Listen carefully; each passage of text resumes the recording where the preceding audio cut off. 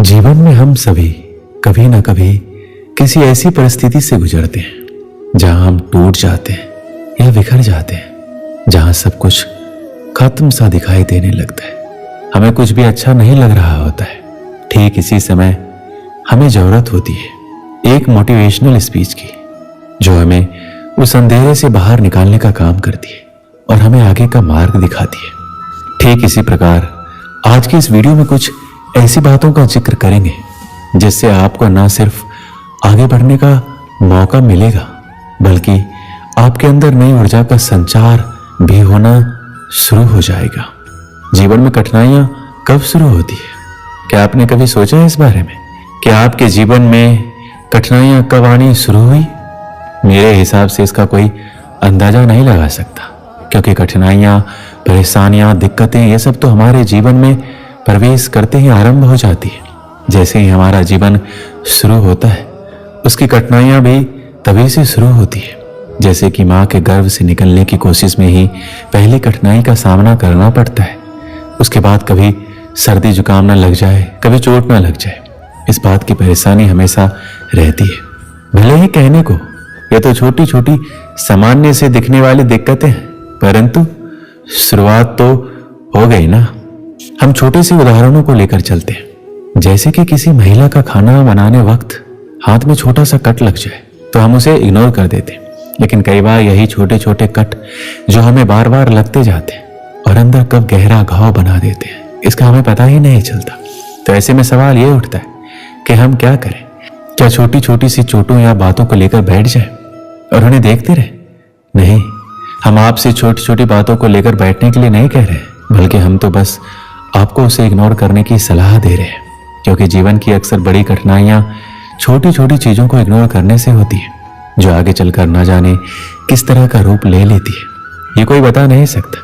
इसलिए इन छोटी बातों को इग्नोर करने की आदत को छोड़ दें और फिर देखिए कि कैसे आपका जीवन बड़ी कठिनाइयों से यूं ही निकल जाएगा।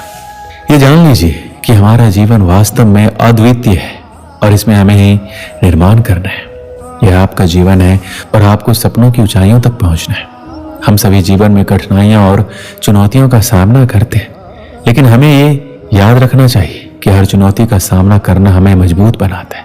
सफलता और उच्चतम की ओर बढ़ने के लिए हमें निरंतर प्रयास करने की जरूरत होती है।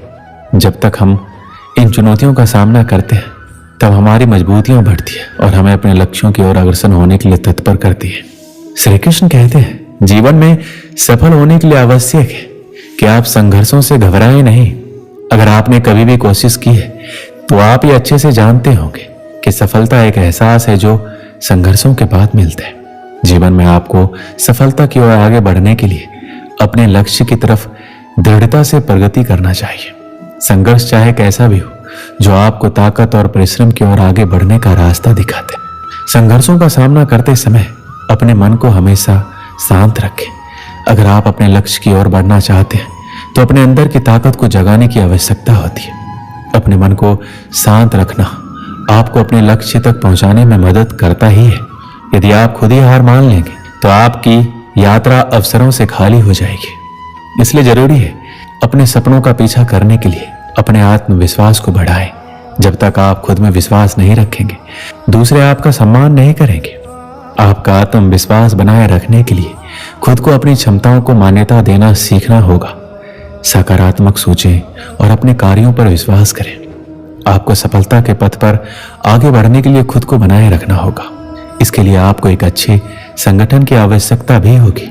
आप हमेशा कोशिश करें कि अपने आसपास सकारात्मक और सफल लोगों के साथ रहें। एक सकारात्मक और प्रभावशाली संगठन में होने के लिए अपने दोस्तों, परिवार के सदस्यों का समर्थन प्राप्त करें।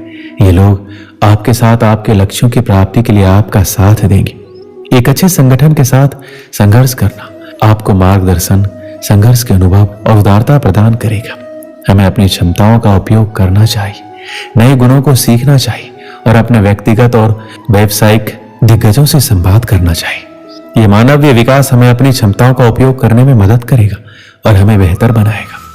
व्यक्ति हर तरह से दुखों का समाधान ढूंढ लेता है, लेकिन कुछ ऐसी परिस्थितियां आ जाती हैं जो उसके जीवन के सबसे बड़े दुख का कारक बनती है। ऐसे परिस्थितियों से व्यक्ति इतना दुखी हो जाता है कि खुद को टूटा हुआ महसूस करने लगता है।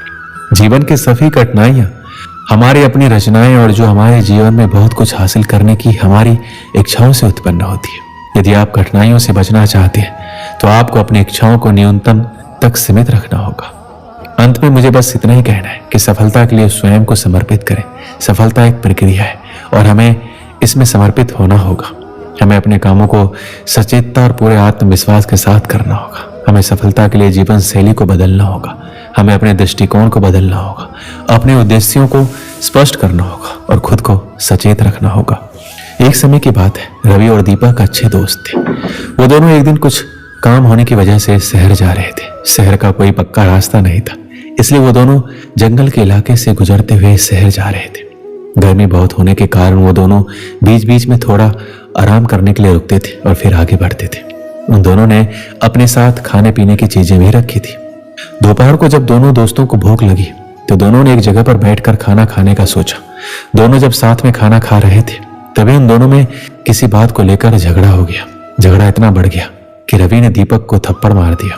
थप्पड़ खाने के बाद दीपक रवि को कुछ नहीं बोला। दीपक ने जंगल में से एक लकड़ी का छोटा टुकड़ा उठाया और उससे मिट्टी पर लिख दिया कि आज मेरे पक्के दोस्त ने मुझे एक थप्पड़ मारा।